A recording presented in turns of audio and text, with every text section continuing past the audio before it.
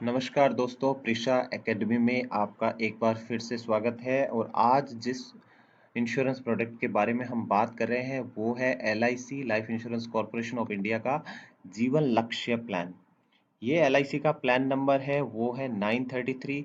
और ये प्लान है वो आपको प्रोटेक्शन के साथ साथ एक अच्छा खासा निवेश का विकल्प भी देता है।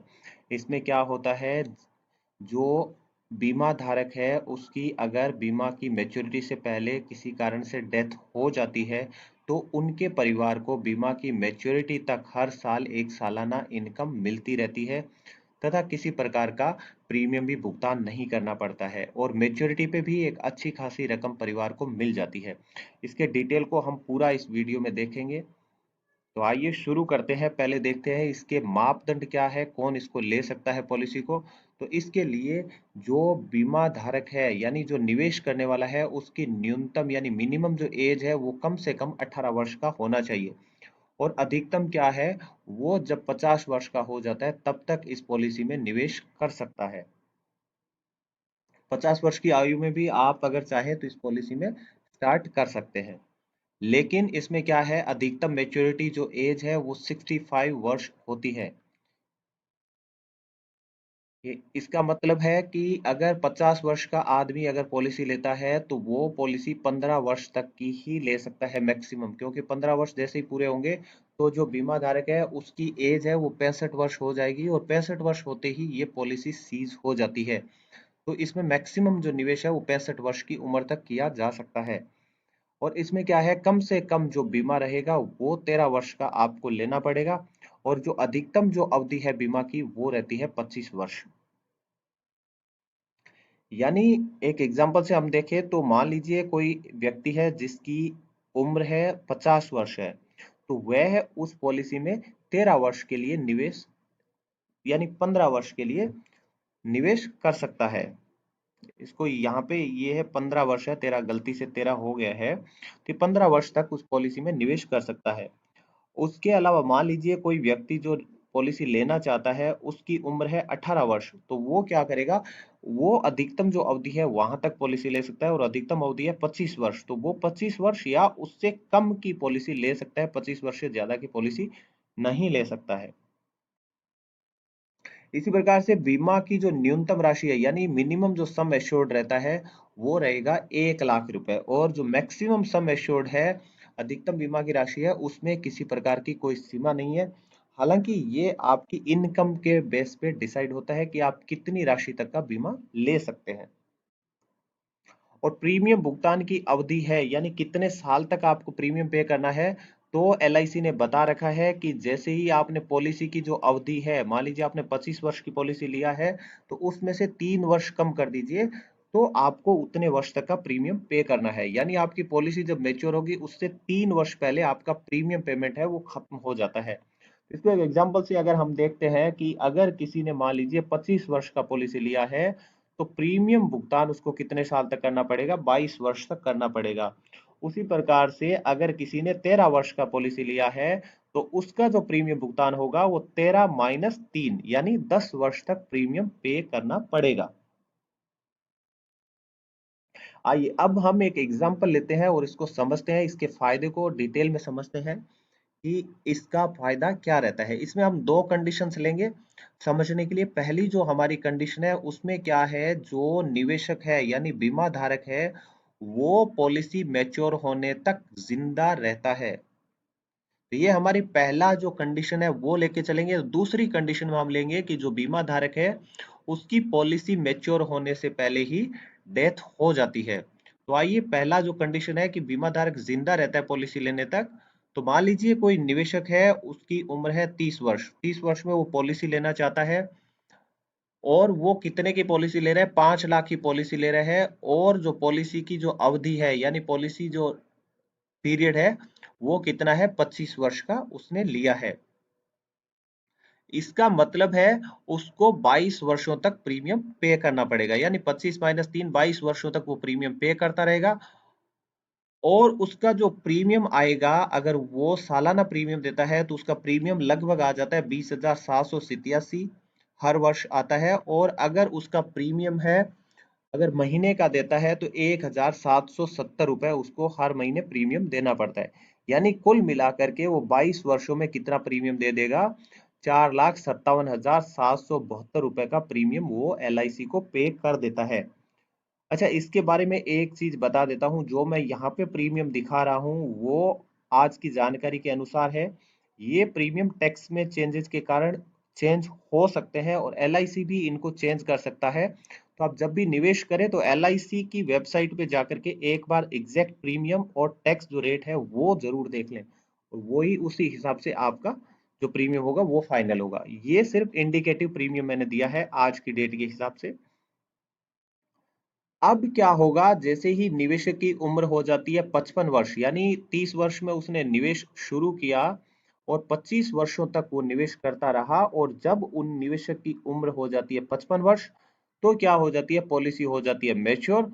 और मैच्योर जैसी पॉलिसी होती है तो मैच्योरिटी बेनिफिट मिलेगा, और मैच्योरिटी बेनिफिट में जो निवेशक है उसको मिल जाती है कुल राशि 13,37,500 रुपए। यानी 4,57,772 उसने निवेश किया है और उसको मिल जाता है 13,37,500 रुपए। ये तो रिटर्न आ गया निवेश का। इसके साथ ही साथ ये 25 वर्षों तक उसका प्रोटेक्शन भी रहा है, वो हम आगे आगे देखेंगे प्रोटेक्शन और एडिशनल फायदा क्या रहा। तो 4,57,772 रुपए उसके हो जाते हैं 13,37,500 रुपए।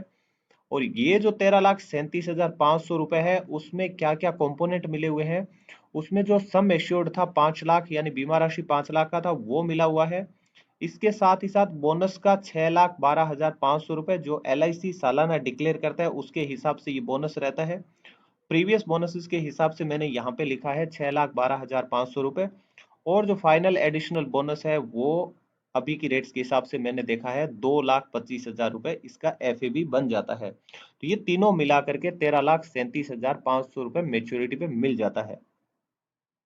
अब आते हैं हम दूसरी बात की, अगर मान लीजिए पॉलिसी धारक मेच्योरिटी तक जिंदा नहीं रहता है और किसी कारणवश पॉलिसी धारक की डेथ हो जाती है पॉलिसी मैच्योर होने से पहले, तो उस कंडीशन में क्या फायदा मिलेगा।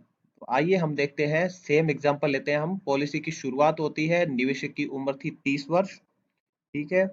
अब क्या होता है, पॉलिसी मैच्योरिटी पर निवेशक की उम्र होती है 55 वर्ष, यानी 55 वर्ष से पहले पहले उसकी कभी भी डेथ हो गई, तब क्या फायदा मिलेगा। तो हम लेकर के चलते हैं, मान लीजिए 5 वर्ष बाद, यानी जब निवेशक की उम्र हो जाएगी 35 वर्ष, तब उसकी किसी कारण से डेथ हो जाती है। तो उस कंडीशन में क्या होता है, यानी उसने 5 वर्ष तक प्रीमियम पे किया था, उसके बाद उसकी डेथ हो गई। जैसे ही निवेशक की डेथ हो जाती है तो आगे का जो प्रीमियम है वो पे नहीं करना पड़ता है। बाकी जो बचे हुए सारे प्रीमियम है वो LIC पे करता है। यानी यहाँ से परिवार को किसी प्रकार का LIC को पैसा नहीं देना पड़ता है। परिवार ने सिर्फ 5 प्रीमियम ही LIC को दिए हैं। अब क्या होता है, LIC सिर्फ प्रीमियम ही आपका पे नहीं करता है। LIC क्या करता है, अगले 24 वर्ष तक, यानी 5 वर्ष के बाद, डेथ के बाद, जब पॉलिसी की मैच्योरिटी से 1 वर्ष पहले तक, यहाँ पे पॉलिसी हमारा 25 वर्ष में मैच्योर हो रहा है, तो ये 24 वर्ष तक, यानी छठे वर्ष से लेकर के 24वें वर्ष तक LIC क्या देता रहेगा, परिवार को एक, हर वर्ष जितनी भी पॉलिसी राशि है यानी सम एश्योर्ड है उसका 10% परिवार को हर साल पॉलिसी एनिवर्सरी पे देता रहेगा। तो हमारा जो यहाँ पे एग्जांपल है उसमें जो हमारी सम एश्योर्ड है यानी पॉलिसी राशि है वो हमने ली है 5 लाख रुपए। तो 5 लाख का 10% हो जाता है 50,000 रुपए परिवार को हर साल मिलते रहेंगे। यानी छठे वर्ष से लेकर के 24वें वर्ष तक हर साल 50,000 रुपए परिवार को मिलते रहेंगे। अगर पॉलिसी 10 लाख का है तो 10 लाख का 10% यानी 1 लाख मिलता रहेगा। तो जितना भी सम एश्योर्ड लिया है उसका 10% परिवार को हर साल मिलता रहेगा। अब 24 वर्ष तक, यानी छठे वर्ष से लेकर के जब डेथ हुई उसके साल से, उसके बाद से लेकर के 24वें वर्ष तक, मैच्योरिटी से 1 वर्ष पहले तक, हर साल 10% सम एश्योर्ड का मिलता रहेगा। अब क्या होता है, 25वां वर्ष हो जाता है, यानी पॉलिसी मैच्योरिटी ईयर आ जाता है। जब 25वें साल में पॉलिसी मैच्योर होती है तो उस ईयर में क्या बेनिफिट मिलेगा, उस ईयर में जो अमाउंट हो जाती है वो मैच्योरिटी राशि मिलती है, कुल राशि है 13,87,500 रुपए की मैच्योरिटी राशि मिल जाती है। ये 13,87,500 जो है उसमें जो कंपोनेंट मिला हुआ है वो है बीमा राशि का 110%, यानी सम एश्योर्ड का 110% मिल जाता है। इस केस में, पहले केस में 100% मिल रहा था, यानी जितना सम एश्योर्ड था वो मिल रहा था, लेकिन डेथ हो जाती है उस कंडीशन में सम एश्योर्ड का 110% मिलता है, यानी यहाँ पे मिल जाता है 5.5 लाख रुपए। इसके अलावा बोनस एंड फाइनल बोनस है वो सेम ही अमाउंट रहती है, 6,12,500 और 2,25,000 रुपए। तो कुल मिलाकर के जो राशि हो जाती है 13,87,500, यानी 10% सम राशि का जो एडिशनल है वो यहाँ मिल जाता है, यानी जो 25वें साल का बोनस था वो यहाँ पे आपको मिल गया है। यानी जो 24 साल तक 10% दे रहा था वो 25वें साल में 10% ये इसके साथ मिलकर के आ गया है, तो वो आपका हो जाता है 5,50,000 रुपए। तो इस प्रकार से आप देखिए तो इसमें बहुत फायदा मिला है, परिवार को किसी प्रकार का प्रीमियम पे नहीं करना पड़ा है डेथ के बाद, और साथ ही साथ इसमें जो मेच्योरिटी पे जो राशि है वो बिल्कुल उतनी ही मिल जाती है, और परिवार को हर वर्ष एक इनकम मिल जाती है 10% पॉलिसी की। तो बहुत अच्छा ये फायदा मिलता है परिवार को अगर डेथ हो जाती है पॉलिसी होल्डर की। तो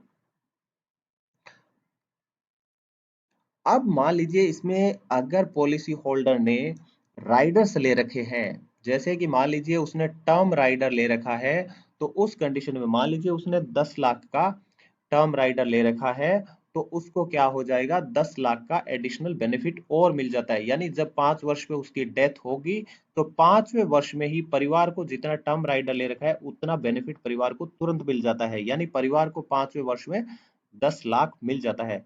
बाकी जो बेनिफिट है हर वर्ष 10% पॉलिसी सम एश्योर्ड का और मेच्योरिटी बेनिफिट जो था वो सारा का सारा मिलता रहेगा। ये 5वें वर्ष में 10 लाख रुपए वो डेथ के साल में अलग से मिल जाता है। इसके साथ ही साथ अगर एक्सीडेंटल डेथ राइडर ले रखा है और जो निवेशक है उसकी डेथ किसी एक्सीडेंट में हो जाती है, तो उसका जितना अमाउंट है वो भी मिल जाता है। मान लीजिए उसने 10 लाख का एक्सीडेंटल डेथ बेनिफिट राइडर ले रखा है और निवेशक की जो पॉलिसी धारक है उसकी किसी एक्सीडेंट में ही डेथ होती है, तो उस कंडीशन में ये 10 लाख रुपए उसको अलग से और मिल जाते हैं। ये बहुत अच्छा खासा जो अमाउंट है परिवार को मिल जाती है। हालांकि जो जिस बंदे की डेथ हुई है उसको रिटर्न नहीं किया जा सकता, लेकिन परिवार की जो आर्थिक मदद है वो अच्छी खासी हो जाती है। अब आइए इसकी और जो खासियत है उसके बारे में बात कर लेते हैं। यानी इसमें जितना भी आप प्रीमियम पे करते हैं वो 80C की जो है इनकम टैक्स एक्ट उसकी जो है जो छूट है उसके हिसाब से आपको छूट मिलेगी। इसके अलावा मैच्योरिटी राशि जो होती है या डेथ क्लेम जो होता है उस पर भी आयकर अधिनियम की धारा 1010D के तहत छूट मिलती है। प्रीमियम का जो भुगतान है, यानी आप प्रीमियम पेमेंट है वो मंथली भी कर सकते हैं, क्वार्टरली भी कर सकते हैं, हाफ ईयरली एंड ईयरली, अपने चॉइस के हिसाब से आप प्रीमियम पे कर सकते हैं।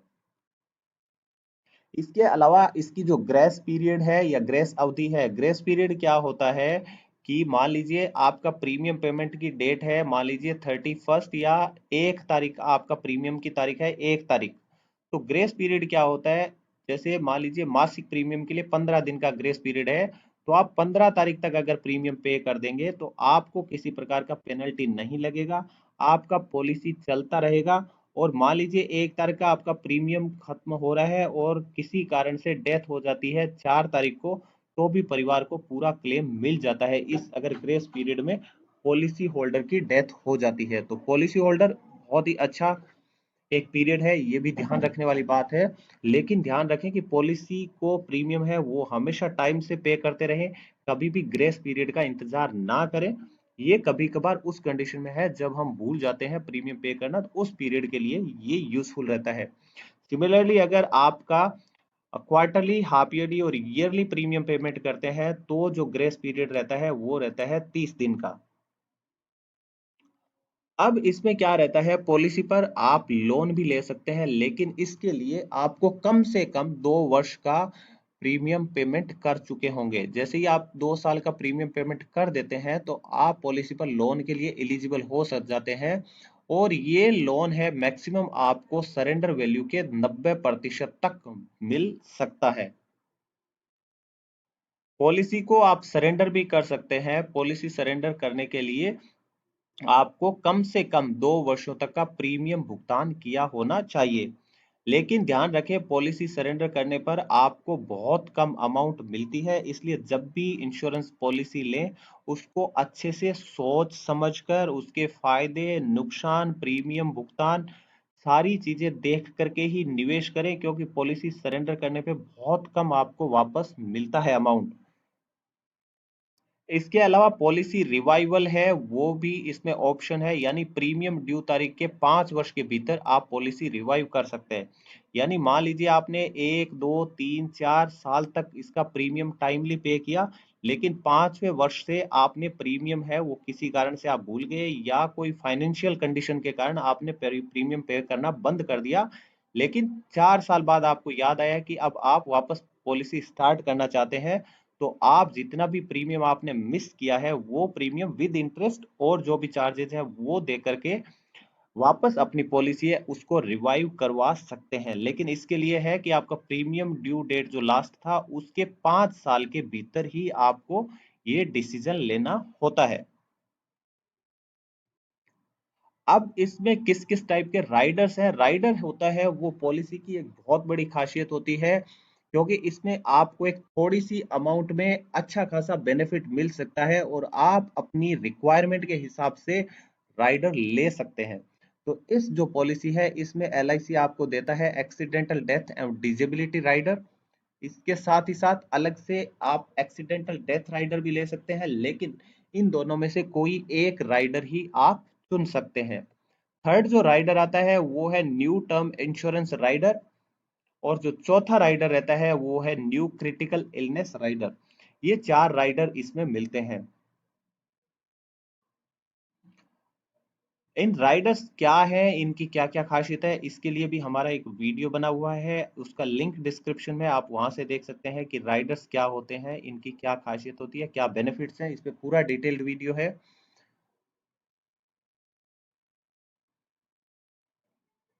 अब है मैच्योरिटी और डेथ क्लेम की जो राशि है वो आप किस प्रकार से भुगतान होता है एलआईसी की तरफ से।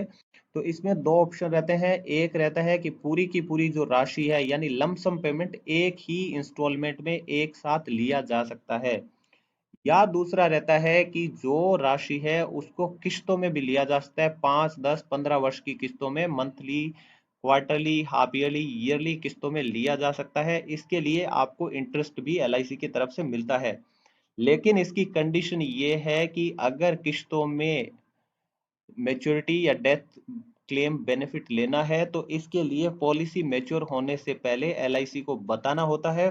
और डेथ क्लेम के केस में क्या होता है, जो पॉलिसी होल्डर है उसको डेथ से पहले पहले एलआईसी को बताया हुआ होना चाहिए कि वो किस प्रकार से इसका जो डेथ क्लेम होता है उसको लेना चाहता है। तो जैसा ही पॉलिसी होल्डर ने बताया होगा उसी हिसाब से एलआईसी नॉमिनी को वो पैसा दे सकती है। लेकिन नॉमिनी अपने हिसाब से इसको नहीं चुन सकता है, ये सिर्फ पॉलिसी होल्डर ही डिसाइड कर सकता है कि किस प्रकार से जो है मैच्योरिटी और डेथ क्लेम मिलना चाहिए। तो दोस्तों ये था हमारा एलआईसी का वीडियो, और आशा करता हूँ आपको पसंद आया होगा। प्लीज लाइक की करें, और अगर कोई आपकी क्वेरी है तो आप कमेंट बॉक्स में जाकर के कमेंट भी कर सकते हैं। अगर आप सब्सक्राइबर नहीं है हमारे चैनल के तो प्लीज हमारे चैनल को सब्सक्राइब कीजिए। इसमें बहुत सारे ज्ञानवर्धक वीडियोस आपको मिलते रहेंगे, बहुत सारी जानकारी मिलती रहेगी जिसको हम शॉर्ट समराइज तरीके में पेश करने की कोशिश करते हैं। क्योंकि जितने भी पॉलिसी डॉक्यूमेंट्स रहते हैं उनको अगर आप डिटेल में पढ़ने के लिए जाएंगे तो वो काफी पेचीदा काम रहता है, लेकिन इसको बहुत सारांश में हम लोग इसमें समझाने की आपको कोशिश करते हैं। तो आप इस प्रकार से वीडियोस आपको मिलते रहेंगे, तो चैनल को सब्सक्राइब कीजिए, बेल आइकन को क्लिक करेंगे तो आपको जैसे ही नया वीडियो आएगा और वो आपको आपके मोबाइल पे बता देगा कि नया वीडियो अपलोड हो गया है। इसके साथ ही मैं एक डिस्क्लेमर देना चाहता हूँ, और मेरा डिस्क्लेमर है कि मैं एलआईसी का एजेंट नहीं हूँ, ना ही मैं एलआईसी में काम करता हूँ। ये वीडियो इंटरनेट पर उपलब्ध मटेरियल के आधार पर तैयार किया गया है तथा इसका मकसद सिर्फ जानकारी बांटना है। इसका मकसद किसी प्रकार की निवेश सलाह देना नहीं है। अपना निवेश खुद सोच समझकर तथा आवश्यक रिसर्च करके ही करें। इसमें हमारी कोई जिम्मेदारी नहीं है। इस बीमा प्रोडक्ट पर सटीक एवं अपडेटेड जानकारी के लिए आप किसी भी नजदीकी एलआईसी कार्यालय में संपर्क कर सकते हैं या एलआईसी की वेबसाइट को विजिट कर सकते हैं। आप एलआईसी द्वारा मान्यता प्राप्त एजेंट से भी संपर्क कर सकते हैं। पॉलिसी के बारे में एलआईसी द्वारा दी गई जानकारी ही सही माने। थैंक यू सो मच, बहुत बहुत धन्यवाद।